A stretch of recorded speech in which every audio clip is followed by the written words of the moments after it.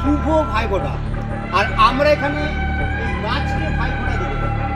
এই গাছকে ভাইফোঁটা দেওয়া মানে এক সবুজ রক্ষার অঙ্গীকার।